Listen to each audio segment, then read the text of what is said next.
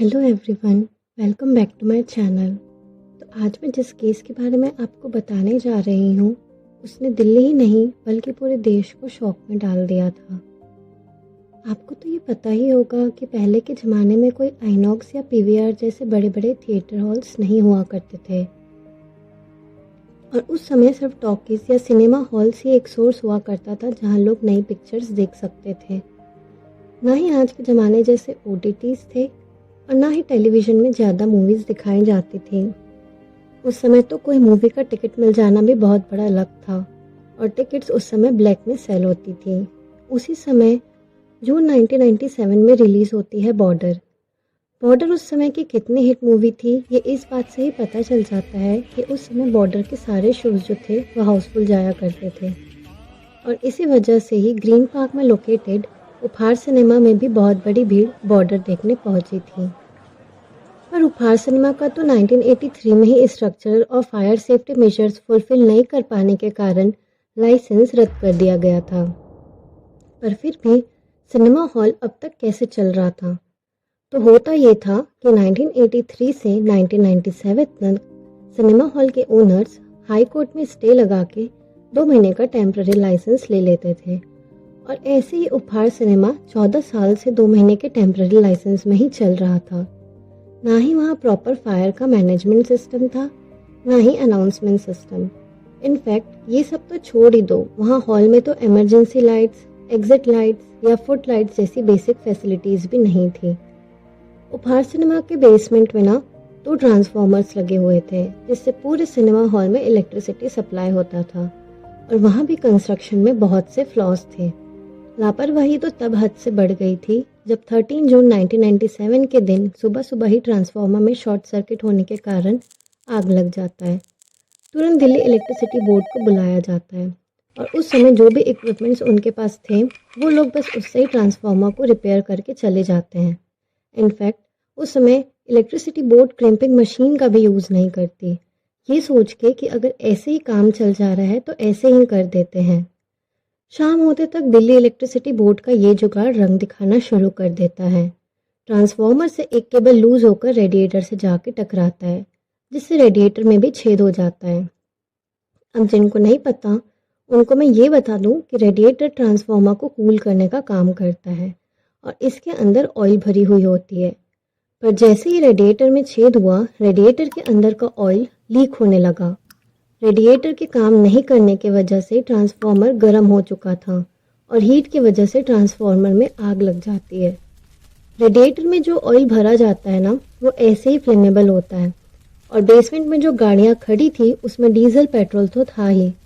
देखते ही देखते पूरे बेसमेंट में आग चारों तरफ फैल जाती है। वैसे तो ट्रांसफार्मर के आसपास की दीवारें छोटी प्रोवाइड की जाती है ताकि प्रॉपर वेंटिलेशन मिल सके, पर वहाँ की दीवारें ऊंची थी और बेसमेंट में प्रॉपर वेंटिलेशन हो भी नहीं पाता।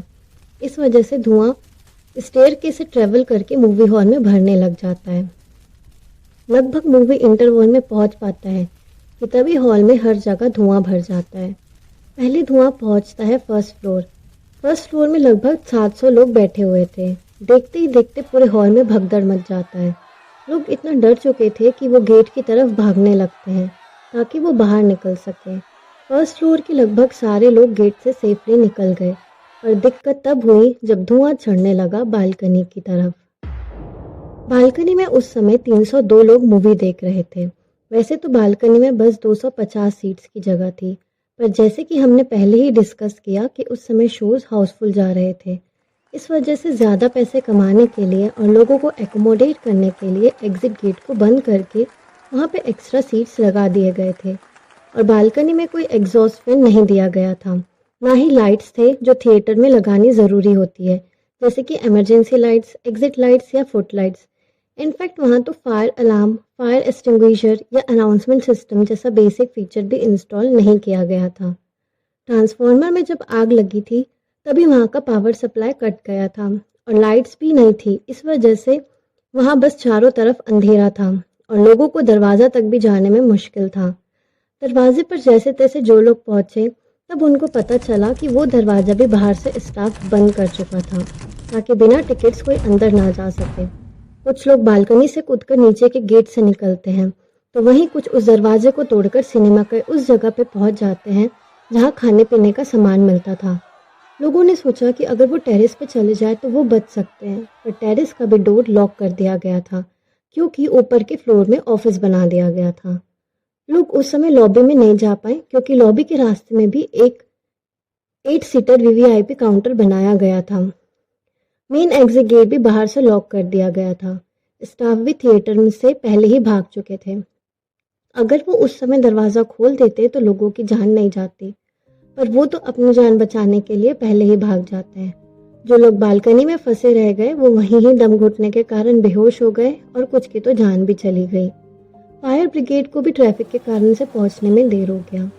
इस इंसिडेंट में लगभग 59 लोगों की डेथ हुई थी, जिसमें से 23 तो सिर्फ बच्चे ही थे और उनमें से सबसे छोटा सिर्फ 1 महीने का था। ये भी बता दें कि 59 में से सबकी मौत दम घुटने की वजह से हुई थी। 1997 से 2015 तक केस लड़ने पर भी अंसल ब्रदर्स को, जो कि उपहार सिनेमा के ओनर्स थे, उन्हें बस 30 करोड़ का फाइन लगता है। पर उनका क्या जो इस केस में अपने लव्ड वंस को खोए थे। वो तो 2021 में जाके अंसल ब्रदर्स को बस 7 साल का जेल होता है क्योंकि उन्होंने इस केस में पूरे इन्वेस्टिगेशन चलते तक एविडेंसेस को टैम्पर किया था।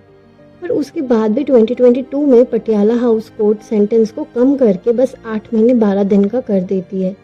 एटलीस्ट एविडेंस टैम्परिंग केस में तो उनको सजा मिलनी ही चाहिए थी। अब पता नहीं ये केस कब तक हाई कोर्ट और सुप्रीम कोर्ट में चलता रहेगा। और आपको क्या लगता है इस केस में जस्टिस सर्व हुआ है या नहीं? कमेंट करके कमेंट सेक्शन में ज़रूर बताएं। Thank you.